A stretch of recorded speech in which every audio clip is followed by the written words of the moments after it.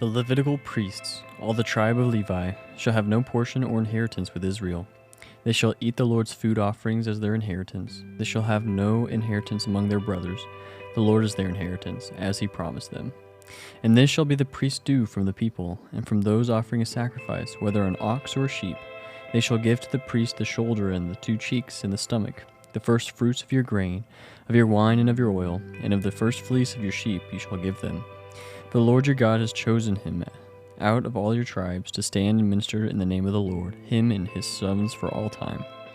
And if a Levite comes from any of your towns out of all Israel, where he lives, and he may come when he desires, to the place that the Lord will choose, and ministers to the name of the Lord his God, like all his fellow Levites who stand and minister there before the Lord, then he may have equal portions to eat, besides what he receives from the sale of his patrimony.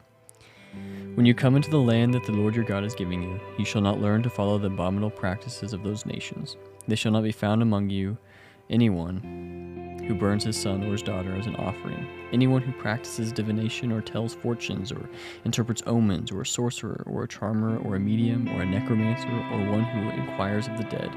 For whoever does these things is an abomination to the Lord.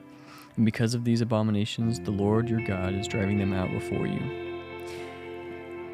You shall be blameless before the Lord your God, for these nations which you are about to dispossess. Listen to the fortune tellers and the diviners, but as for you, the Lord your God has not allowed you to do this. The Lord your God will raise up for you a prophet like me among you, from your brothers. It is him you shall listen, just as you desired for the Lord your God at Horeb on the day of the assembly, when you said, Let me not hear again the voice of the Lord my God, or see this great fire any more, lest I die. And the Lord said to me, They are right in what they have spoken. I will raise him up from them a prophet like you among their brothers, and I will put my words in his mouth, and he shall speak to them all that I command him. And whoever will not listen to my words that he shall speak in my name, I myself will require it of him. But the prophet who presumes to speak a word in my name that I have not commanded him to speak, or who speaks in the name of other gods, that same prophet shall die. And if you say in your heart, How may we know the word of the Lord has spoken? When a prophet speaks in the name of the Lord, if the word does not come to pass or come true, that is a word that the Lord has not spoken.